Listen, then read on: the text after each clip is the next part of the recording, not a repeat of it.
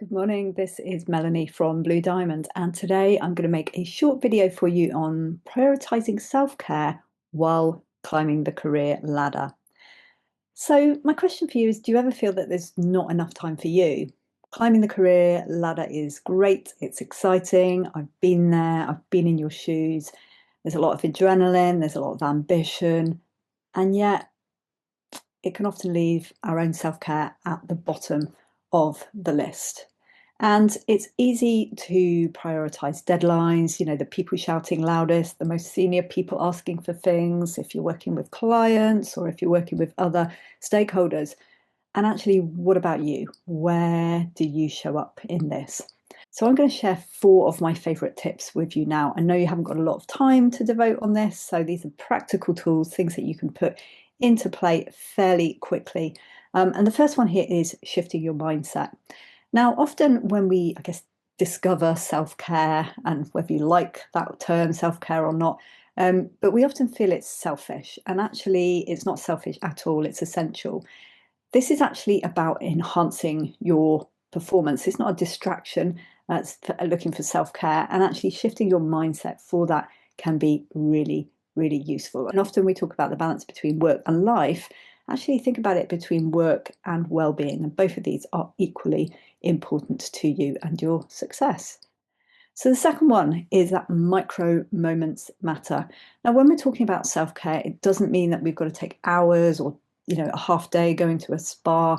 Actually, self care is often about the small things that we can do. And we can do lots of these things during a day. And we can build up habits in this area as well. So, one of my favorite things is taking time to actually drink my cup of tea rather than just kind of drinking it on the go, and taking some time maybe to go out for a short walk, or just take a quick pause and go and smell the flowers or smell the coffee or whatever you want to do. And we can set reminders on our phone, or we can get in the habit of doing these things on a regular basis. But these small things definitely add up over time, and there's that cumulative effect as well. And the good thing about these small things is they're much easier to slot in here, there, and everywhere as well. The third point then is around boundaries. And you might have heard the word boundaries, and you might know what it means, or you might think it's about people pushing back or whatever. Actually, we're probably used to saying yes to everything. Yes, it's an opportunity, and I don't want to miss out on this thing, and I want to be involved in this meeting or this project. And we are used to saying yes to everything. But the challenge is, if we're saying yes to everything, we might be saying no to things that are really important to us. And actually, sometimes that's us, sometimes that's our sanity, sometimes that's our rest, sometimes that's our kind of longer term health as well. And so learning to pause and think about, well, actually, is this the right thing for me right now? Maybe to say no to certain things, or not right now. And with a view to protecting our energy in the short, medium, and long term as well.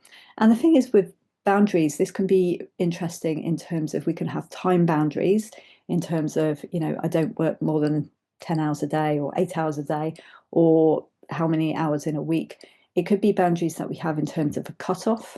So, I need to leave the office at 5 o'clock, 6 o'clock to get a train to pick up my child, to go to the gym, etc. And it can be around things like, yeah, I don't take my laptop home, or I don't open my laptop in the evening, or I don't work weekends. So being really clear on the boundaries for you and what is acceptable for you and what is not acceptable is really important. So that's the third one. And then the fourth one, and this is the one I love, is finding your energy boosters. So there are going to be certain things that boost your energy, and some certain things that drain your energy as well. And these are going to be specific to each person, but often there are things that are common for lots of people. So one thing that boosts my energy, my mental energy, and my physical energy as well, is going for a walk. And that can be a 10-minute walk, it can be a much longer walk as well. But getting out in nature, getting out in the fresh air, I don't really care if it's raining or anything else, making sure that I just have that time for me to kind of ponder on my thoughts, or listen to my audiobook or my podcast or whatever. And maybe playing some music, or maybe going to the gym, or maybe having a chat with a friend. Any of these things can serve to boost our energy.